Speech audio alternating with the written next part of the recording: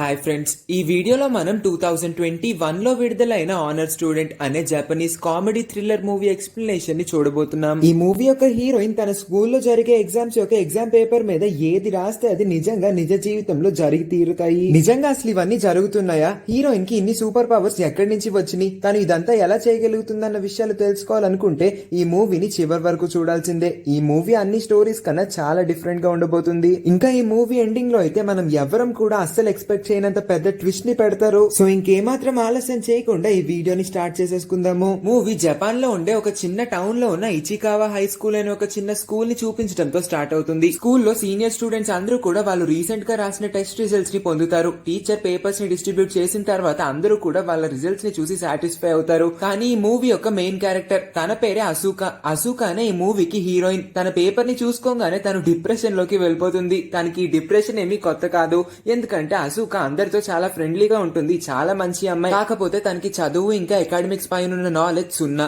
తనకి అసలు చదువు మీద ఎటువంటి ఇంట్రెస్ట్ ఉండదు. ఎన్ని ఎగ్జామ్లు పెట్టినా సరే ప్రతిసారి 0 తెచ్చుకుంటుంది. మరీ ముఖ్యంగా ఈసారి క్వశ్చన్ పేపర్ చాలా ఈజీగా వచ్చి ఉంటుంది. అందుకే సగంకి పైనే క్లాస్ హ్యాపీగా పాస్ అయిపోతారు. కానీ అసూకా ఈ పేపర్ ని కూడా సరిగ్గా అటెంప్ట్ చేయలేకపోతుంది.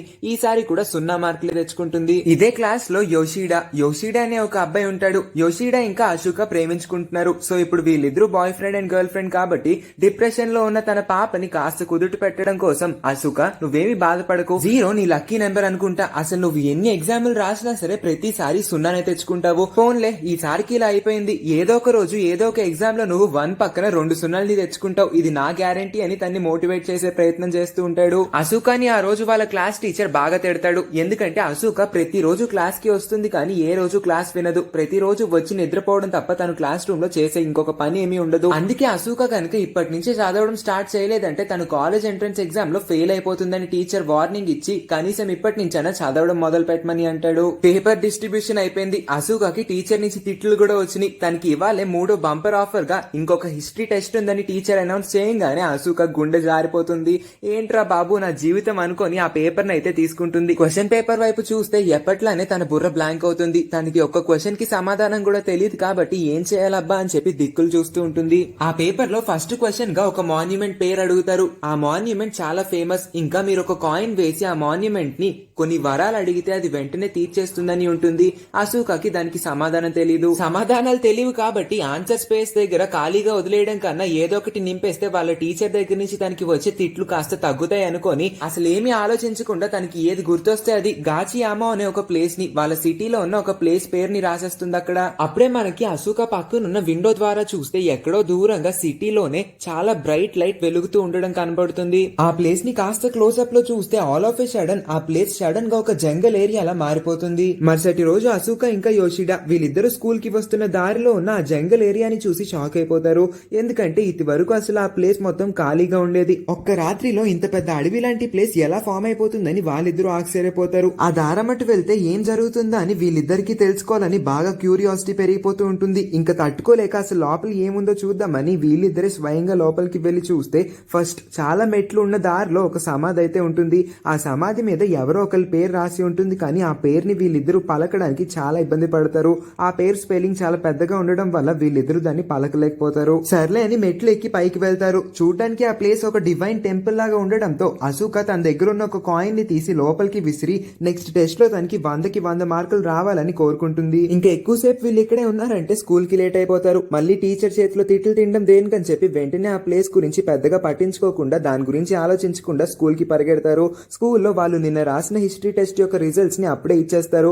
అసూకాకి కేవలం 5 మార్క్సే వస్తాయి. ఆ టెంపుల్ లో తను కాయిన్ ఇసిరి 100 మార్క్స్ కోరుకుంటుంది. అయినా సరే తనకి 5 రావడంతో ఆ టెంపుల్ వేస్ట్ ఏమో, ఇలాంటివన్నీ నమ్మకూడదు అని అనుకుంటుంది. వాళ్ళ క్లాస్ లో ఇవాళ వాళ్ళకి నెక్స్ట్ టెస్ట్ జరుగుతుంది. దీనిలో వరల్డ్ పాలిటిక్స్ గురించి అడుగుతారు. దానిలో ఫస్ట్ క్వశ్చన్ గా ప్రస్తుతం రాణిస్తున్న జపనీస్ ప్రైమ్ మినిస్టర్ పేరేంటని అడుగుతారు. అసూకాకి చిన్న క్లూ కూడా ఉండదు. సమాధానం ఏం రాయాలి, మళ్ళీ బ్లాంక్ స్పేస్ వదిలేయకూడదు అనుకొని అసలు తనకి ఏం రాయాలో బుర్రలో ఏమి తట్టకపోవడంతో బుర్రను ఒక్కసారి లెఫ్ట్ టర్నింగ్ ఇచ్చుకుంటే అక్కడ యోషిడా కూర్చొని సీరియస్ గా ఏమీ రాకపోయినా పేపర్ ని నింపే ప్రయత్నాలు చేస్తూ ఉంటాడు. అసూకా ఇంకేమీ ఆలోచించకుండా ఆ క్వశ్చన్ కి ఆన్సర్ గా యోషిడా పేరుని రాసేస్తుంది. తను బాగా అలసిపోతుంది. అంటే చాలా కష్టపడి బాగా ఆలోచించి ఒక్క క్వశ్చన్ ఆన్సర్ చేసింది కదా, అందుకే తను బాగా అలసిపోతుంది.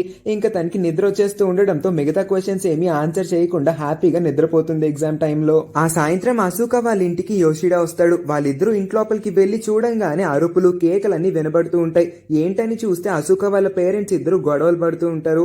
వాళ్ళ నాన్న ఒక సేల్స్ మ్యాన్, అతని సేల్స్ అన్ని కూడా ఇప్పుడు నష్టాల్లో నడుస్తూ ఉంటాయి. కాకపోతే వాళ్ళ మమ్మీకి ఏమో తనకన్నా చిన్న వయసులో ఉన్న ఒక అబ్బాయితో ఎఫైర్ ఉంటుంది. ఈ విషయం తెలుసుకున్న వాళ్ళ నాన్న ఇప్పుడు వాళ్ళ మమ్మీని క్వశ్చన్ చేస్తూ ఉంటే వాళ్ళ మమ్మీ దానికి తిరిగి జవాబులన్నీ చాలా గట్టిగా ఇస్తూ ఉండడంతో వాళ్ళిద్దరి మధ్యన ఆర్గ్యుమెంట్ స్టార్ట్ అవుతుంది. ఆ చిన్న ఆర్గ్యుమెంటే స్టార్ట్ అయ్యి ఇప్పుడు వీళ్ళిద్దరి మధ్యన చిచ్చులు పెట్టి చాలా పెద్ద గొడవలే రోజు జరిగేలా చేస్తూ ఉంటుంది. వీళ్ళింట్లో ఇవి రోజు జరిగే గొడవలే, వీటిని ఏమీ పెద్దగా పట్టించుకోవద్దని చెప్పి అసుక యోషిడాని తన రూమ్ లోకి తీసుకెళ్తూ ఉంటుంది. అలా వెళ్తున్న దారిలో యోషిడాకి ఒక డోర్ ముందు ఖాళీ ప్లేట్స్ ఇంకా గ్లాసెస్ కనబడతాయి. అప్పుడే మనకి తెలుస్తుంది అసుక ఏమీ ఒంటరి కాదు. అసుకకి ఒక ట్విన్ బ్రదర్ కూడా ఉంటాడు. అతని పేరు కేసుకే. ఎంత ట్విన్స్ అయినా సరే కేసుకే అసుకకి కంప్లీట్ ఆపోజిట్. ఎందుకంటే అతను చాలా మంచి బ్రైట్ స్టూడెంట్. ప్రతి ఎగ్జామ్ లో కూడా 100/100 తెచ్చుకుంటాడు. అతను చిన్నప్పటి నుంచి ఇప్పటి వరకు రాసిన ఏ టెస్ట్ లోనూ కూడా 100కి ఒక్క మార్కు కూడా తక్కువ రాలేదు అతనికి. అంటే ప్రతి టెస్ట్ లోనూ 100కి 100 తెచ్చుకోవడమే అతని స్టామినా, అది అతని స్ట్రాటజీ.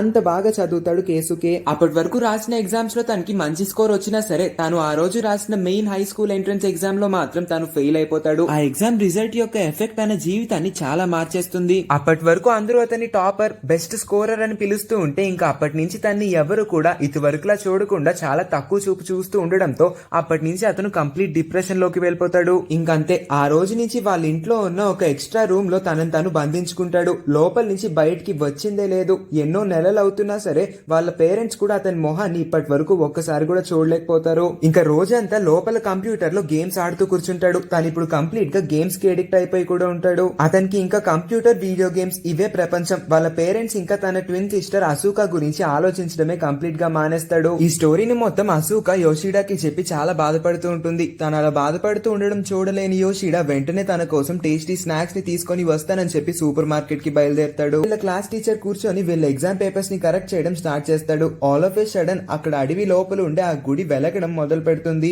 వెంటనే టీచర్ యొక్క అద్దాలు, అంటే తన కళ్ళ అద్దాలు, స్పెక్స్ కూడా వెలుగుతూ ఉంటాయి. ఎంతో సేపు అవుతున్నా సరే యోషిడా ఇంకా సూపర్ మార్కెట్ నుంచి తిరిగి ఇంటికి రాకపోవడంతో కంగారు పడిన అసుక వెంటనే యోషిడాకి కాల్ చేస్తుంది. కానీ యోషిడా కూడా అస్సలు ఎప్పుడు బిహేవ్ చేయని విధంగా తాను ఇప్పుడు చాలా బిజీగా ఉన్నాడని, తన్ని అస్సలు డిస్టర్బ్ చేయొద్దు, వెంటనే కాల్ కట్ చేయమని అంటాడు. కాసేపటికి అసుకకి వాళ్ళ క్లాస్మేట్ నుంచి యోషిడా ఇప్పుడు చాలా పెద్ద ట్రబుల్ లో ఇరుక్కుపోయాడని ఒక మెసేజ్ రావడంతో అసుక దాన్ని చూసి షాక్ అయిపోతుంది. నెక్స్ట్ డేనే రివీల్ చేస్తారు యోషిడానే ఇప్పుడు వాళ్ళ కంట్రీ యొక్క ప్రైమ్ మినిస్టర్ అని. అంటే జపాన్ యొక్క కొత్త ప్రైమ్ మినిస్టర్ గా యోషిడాని సెలెక్ట్ చేశారని. కెమెరా ముందు నుంచొని రాజకీయ నాయకులు ఎలా చేస్తారో అలానే దండాలు పెట్టాలి, కానీ వీడేమో అక్కడ నుంచొని పిచ్చి పోజులన్నీ ఇవ్వడంతో ఆ పోజెస్ అన్ని కూడా యూత్ లో బాగా క్రేజీగా మారిపోతాయి. తన పోజెస్ అన్ని కూడా బాగా వైరల్ అయిపోతాయి. ఈ న్యూస్ విన్న అసుకకి ఏమీ అర్థం కాదు. అసలు ఏం జరుగుతుంది? నిన్న వాడు షాపింగ్ మాల్ కి వెళ్ళాడు, నా కోసం ఏదో తీసుకొస్తానన్నాడు, ఈలోపే ప్రైమ్ మినిస్టర్ ఎలా అయిపోయాడబ్బా అని చెప్పి తాను ఆలోచనలో పడుతుంది. ఇప్పుడు స్కూల్ మొత్తం రెండు న్యూస్లు బాగా వైరల్ అవుతూ ఉంటాయి. మొదటిది వాళ్ళ స్కూల్ మేట్ అయిన యోషిడా జపాన్ యొక్క కరెంట్ ప్రైమ్ మినిస్టర్ అయిపోవడం. రెండోది మిగతా కంట్రీస్, అంటే జపాన్ ని మినహా మిగతా కంట్రీస్ యొక్క ప్రైమ్ మినిస్టర్స్ అందరూ కూడా మిస్సింగ్ అయిపోయారంట. అసలు వాళ్ళందరూ అకస్మాత్తుగా మాయమైపోవడానికి కారణం ఏంటో కూడా ఇంతవరకు ఏ పోలీస్ ఆఫీసర్ కనిపెట్టలేకపోతాడు. వాళ్ళ టీచర్ క్లాస్ రూమ్ లోపలికి వచ్చి అందరికీ పేపర్స్ ని డిస్ట్రిబ్యూట్ చేస్తాడు. కానీ అసుకకి స్వయంగా తన చేత్తోనే ఎప్పుట్లా కాకుండా ఈసారి మంచిగా నవ్వుతూ తనతో మంచిగా మాట్లాడుతూ వెరీ గుడ్ అని కూడా చెప్పి అక్కడి నుంచి వెళ్తాడు. ఏంటి అబ్బాయి ఇంత మంచిగా బిహేవ్ చేస్తున్నారని చెప్పి తన ఆన్సర్ షీట్ ని చూస్తే తనకి 100 మార్కులు వచ్చాయని ఉంటాయి. అసుక కంప్లీట్ గా షాక్ అయిపోతుంది. అదేంటి, నేను ఎగ్జామ్ రోజు ఒక్క ఆన్సర్ రాసి నిద్రపోయాను, అయినా నాకు 100 మార్కులు ఎలా వచ్చాయి అబ్బా అని తను కన్ఫ్యూజ్ అవుతూ ఉంటుంది. ఇప్పుడు ఆ ఆన్సర్ స్క్రిప్ట్ ని కొంచెం క్లోజ్ గా చూస్తేనే అసుకకి అన్ని విషయాలు క్లియర్ గా అర్థమవుతాయి. మొదటి క్వశ్చన్ గా జపాన్ యొక్క ప్రైమ్ మినిస్టర్ ఎవరు అని అడిగితే తనకి ఆన్సర్ తెలియదు కాబట్టి యోషిడా పేరు రాసేస్తుంది. అందుకే ఇప్పుడు యోషిడా జపాన్ యొక్క కరెంట్ ప్రైమ్ మినిస్టర్ అయిపోతాడు. కానీ మిగతా క్వశ్చన్స్ లో మిగతా కంట్రీస్ యొక్క ప్రైమ్ మినిస్టర్ పేర్లన్నీ అడిగి ఉంటారు. కాకపోతే తనకి వేటికి సమాధానాలు తెలియవు, నిద్ర వస్తుంది, పడుకుంపోయింది, ఇంకా తనకి ఆన్సర్ చేయాలని లేదు కాబట్టి వాటన్నిటిని ఎంటీగా వదిలేస్తుంది. అందుకే ఇప్పుడు మిగతా కంట్రీస్ యొక్క ప్రైమ్ మినిస్టర్స్ అందరూ మిస్సింగ్ అయిపోయారు. అంటే తను ఎగ్జామ్ పేపర్ లో ఏది రాస్తే అది నిజంగా జరుగుతుందని అర్థం. సో తనకి మిగతా కంట్రీస్ యొక్క ప్రైమ్ మినిస్టర్ పేర్లు తెలియవు కాబట్టి తను ఆన్సర్స్ ని ఎంటీగా వదిలేయడం వల్ల భూమి మీద ఉండాల్సిన ఆ ప్రైమ్ మినిస్టర్స్ అందరూ కూడా శాశ్వతంగా ఎరేజ్ అయిపోతారు. ఒక 2 రోజుల ముందు అసుక టెంపుల్ లోపలికి వెళ్లి అక్కడున్న మాన్యుమెంట్ ని తనకి వచ్చే ప్రతి టెస్ట్ లోనూ 100 మార్క్స్ రావాలని కోరుకుంటుంది. సో ఇప్పుడు ఆ వరాన్ని తీర్చడం కోసం అసుకకి ప్రతి ఎగ్జామ్ లోనూ 100 మార్క్స్ వచ్చేలా చేయడం కోసం తను ఏ ఆన్సర్ రాస్తే అది కరెక్ట్ అయిపోయేలాగా ఆ టెంపుల్ తన్ని బ్లెస్ చేస్తుంది. అంటే తనకి ఏ ఆన్సర్ తెలియకుండా ఖాళీగా వదిలేసినా సరే తను ఏది పడితే అది రాసేసినా సరే, ఏది రాసినా సరే కరెక్ట్ అయిపోతుంది. తనకి ఇప్పుడు ప్రతి ఎగ్జామ్ లో 100 మార్క్స్ వచ్చే తీరుతాయి. సింపుల్ గా చెప్పాలంటే తన చేత్తో ఇప్పుడు తను ఈ ప్రపంచాన్ని తిప్పేయగలదు. అంత పవర్ఫుల్ అయిపోయింది ఇప్పుడు అశోక. అంతా అర్థం చేసుకుని కంగారు పడిన అశోక వెంటనే గూగుల్లో వేరు కంట్రీస్ యొక్క ప్రైమ్ మినిస్టర్ పేర్లన్నింటినీ సెర్చ్ చేసి ఆ ఎగ్జామ్ పేపర్లు ఇప్పుడు నింపేస్తుంది. మరో క్షణానికి అంతా నార్మల్ లోకి వచ్చేస్తుంది. యోషిడాని కూడా తను మొదటి రోజే సరిగ్గా పనిచేయట్లేదని చెప్పి ఉద్యోగం నుంచి బయటికి తరిమేస్తారు. మిగతా ప్రైమ్ మినిస్టర్స్ అందరూ కూడా ఎవరైతే తప్పిపోయారో వాళ్ళందరూ కూడా మళ్ళీ వాళ్ళ పొజిషన్స్ కి తిరిగి వచ్చేస్తారు. అంతా మామూలు అయిపోవడంతో అశోక ప్రశాంతంగా ఊపిరి పీల్చుకుంటుంది. కానీ వీళ్ళందరికీ మరో క్షణమే నెక్స్ట్ టెస్ట్ స్టార్ట్ అయిపోతుంది. అశోక ఈసారి పెద్దగా కంగారు పడదు, ఎందుకంటే ఇది మ్యాథ్స్ టెస్ట్ కాబట్టి. మ్యాథ్స్ టెస్ట్ లో తను ఎటువంటి ఆన్సర్స్ రాసినా ఈ ప్రపంచంలో పెద్ద చేంజెస్ ఏమి జరగవని చెప్పి తను కాస్త ప్రశాంతంగా తనకి నచ్చిన ఆన్సర్లన్నీ ఎడాపడా రాసి పడేస్తుంది. ఆ సాయంత్రం అశోకాని యోషిడా కలిసి తనని ప్రైమ్ మినిస్టర్ జాబ్ నుంచి మొదటి రోజే బయటికి గెంటేశారని, ఏ మాత్రం కనికరం లేకుండా అసలు నన్ను నా అలాంటి చిన్న అమాయకమైన పిల్లోడిని ఎలా వాళ్ళు గెంటేస్తారని ఏది పడితే అది వాగుతూ ఉండడంతో నోరు మూసుకొని ఒకసారి పైకి రా, నేను నీకో విషయం చెప్పాలని చెప్పి అశోక టెర్రస్ పైకి తీసుకువెళ్లి తన స్ట్రేంజ్ పవర్ గురించి చెప్పబోతూ ఉంటుంది. అలా తన పవర్స్ గురించి చెప్పే లోపే ఒక వింత విచిత్రమైన సంఘటనని వీళ్ళిద్దరు గమనిస్తారు. వీళ్ళిద్దరు వెనకాల ఉండాల్సిన ఒక టవర్ ఎప్పుడు కూడా అది స్ట్రైట్ గా ఉండేది, కానీ ఇప్పుడు విగిల్ అవుతూ ఉంటుంది. అలా కదులుతూ ఉండడంతో వీళ్ళిద్దరూ ఆశ్చర్యపోయి దీనికి కారణం కూడా అశోక టెస్ట్ లో రాసిన రాంగ్ ఆన్సర్ అని తెలుసుకుంటారు. పైథాగరస్ థీరం ప్రకారం hypotenuse square equals to side square plus side square. Ashoka దానిలో ఒక వాల్యూని తప్పేయడం వల్ల ఆ టవర్ యొక్క మెజర్మెంట్స్ అన్ని కూడా మారిపోయి అది అలా ఊగుతూ ఉంటుంది. మీలో ఎవరైనా పైథాగరస్ థీరం చదువుతూ ఉంటే మీకు పైథాగరస్ థీరం యొక్క అప్లికేషన్స్ కూడా బాగా తెలిసి ఉంటాయి. అవి ఇలాంటి టవర్స్ ఇంకా బిల్డింగ్స్ కన్స్ట్రక్షన్ అప్పుడు కూడా ఉపయోగపడతాయి. మర్చిపోయాను, నేనేమి మ్యాథ్స్ టీచర్ ని కాదు కాబట్టి మనం మన మూవీని కంటిన్యూ చేసుకుందాము. అశోకకి తన తప్పు తెలుస్తుంది.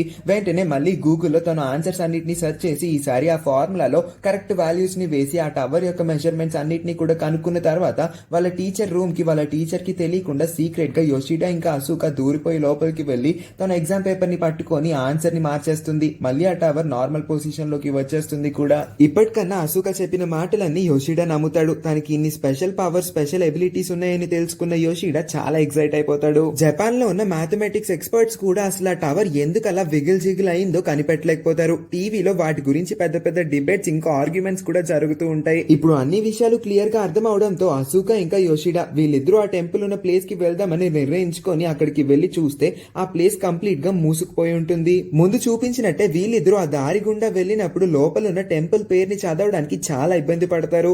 అందుకే ఇప్పుడు వీళ్ళిద్దరూ ఎంత కష్టపడి ఆలోచించినా సరే ఆ పేరుని మళ్ళీ గుర్తు తెచ్చుకోలేకపోతారు.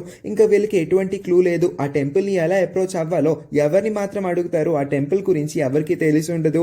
దానికి మించి వీళ్ళకి పేరే గుర్తులేదు కాబట్టి ఇంకా వీళ్ళిద్దరూ ఏమి చేయలేక ఫైనల్ గా ఒక డెసిషన్ కి అయితే వస్తారు. ప్రపంచాన్ని కాపాడే బాధ్యత ఇప్పుడు అశోక చేతిలో ఉంది. అందుకే ఇప్పుడు తను చాలా కష్టపడి చదివితే కానీ ఆ ఎగ్జామ్ పేపర్ లో అన్ని క్వశ్చన్స్ కి ఆన్సర్స్ అన్ని కరెక్ట్ గా రాస్తే కానీ ఈ ప్రపంచాన్ని తను ఎప్పటిలాగా ఉంచగలుగుతుంది. లేదా ఈ ప్రపంచం మొత్తం తారుమారు అయిపోతుందని తను తెలుసుకొని ఇంకా ఎప్పటి నుంచి బాగా చదువుకుందామని నిర్ణయించుకుంటుంది. ఇదే పట్టుదలతో ఆ రాత్రి తను బుక్స్ ఓపెన్ చేసి కూర్చుంటే ఒక్క నిమిషం కూడా అవ్వలేదు. మరో క్షణమే తను నిద్రపోతుంది.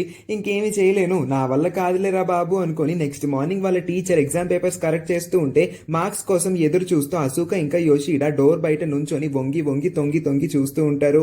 అనుకున్నట్టే అశోకకి మళ్ళీ 100కి 100 మార్కులు వచ్చేస్తాయి. కాకపోతే ఈసారి తను రాసిన ఎగ్జామ్ వల్ల ఈ ప్రపంచంలో ఎటువంటి చేంజెస్ జరగకూడదని తను ఆ దేవుణ్ణి ప్రార్థించుకుంటుంది.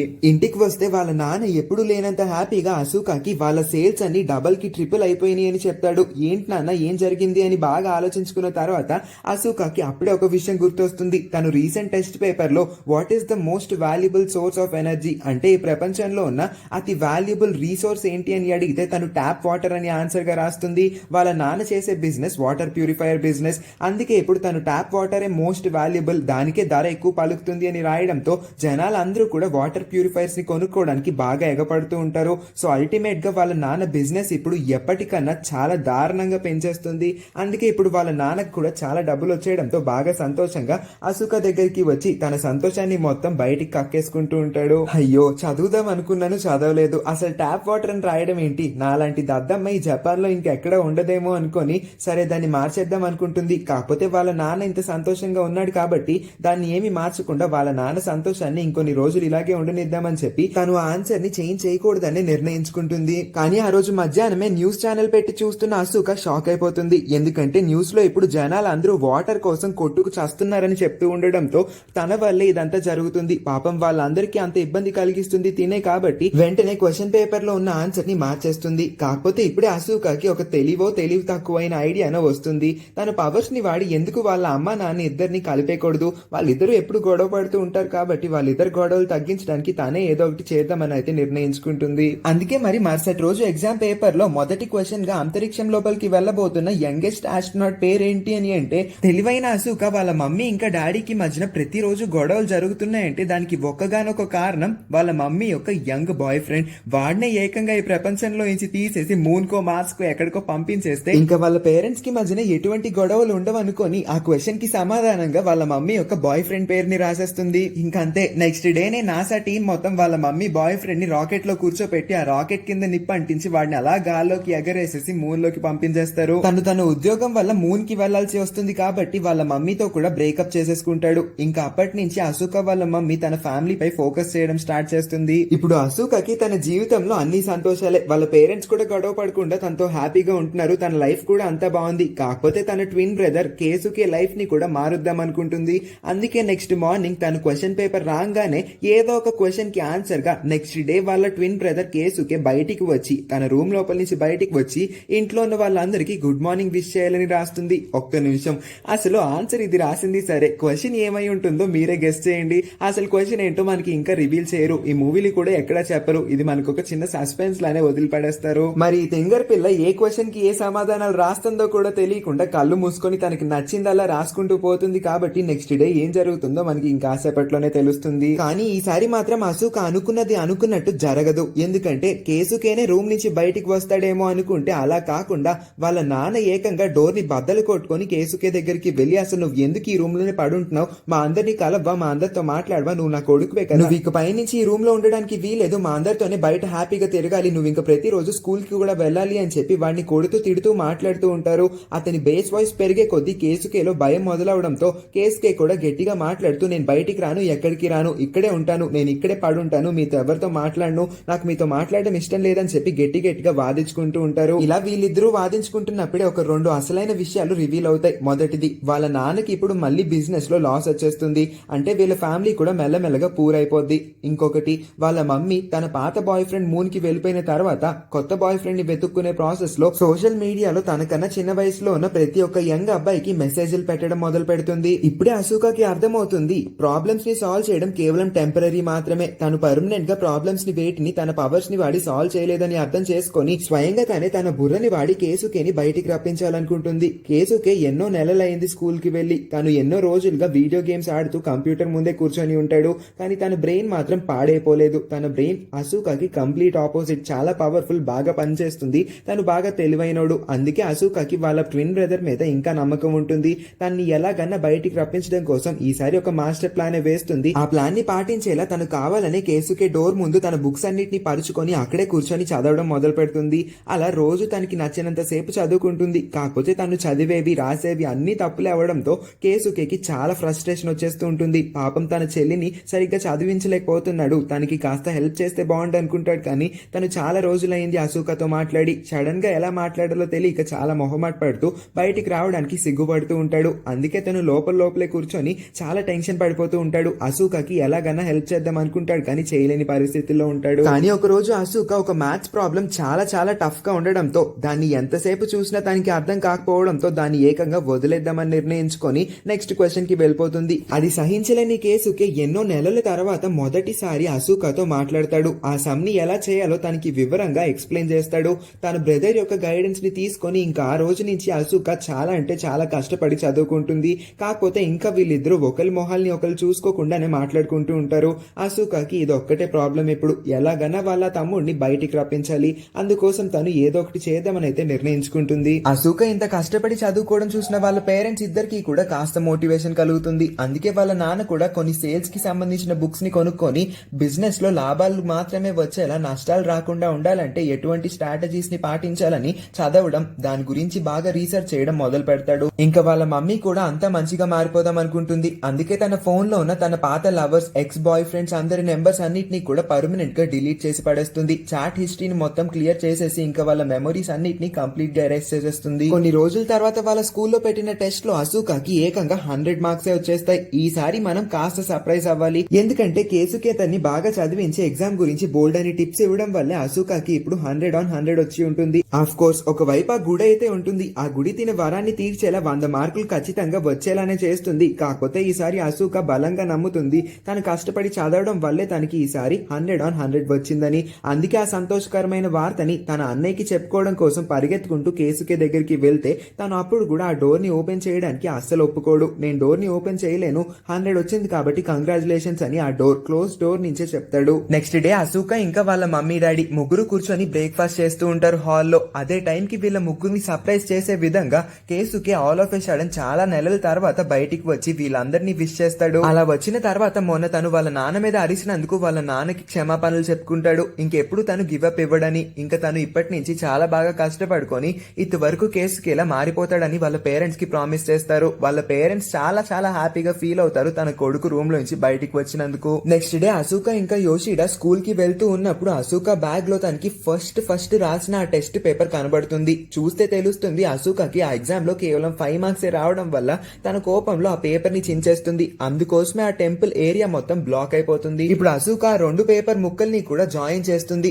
అలా చేసిందో లేదో మరో క్షణానికి అడవి మార్గం మళ్ళీ ఓపెన్ అయిపోతుంది. అలా లోపలికి వెళ్లి ఈసారి ఆ బోర్డు మీద ఉన్న ఆ పేరుని సరిగ్గా చదివితేనే తెలుస్తుంది దాని పేరు గ్యాచిమావ్ అని.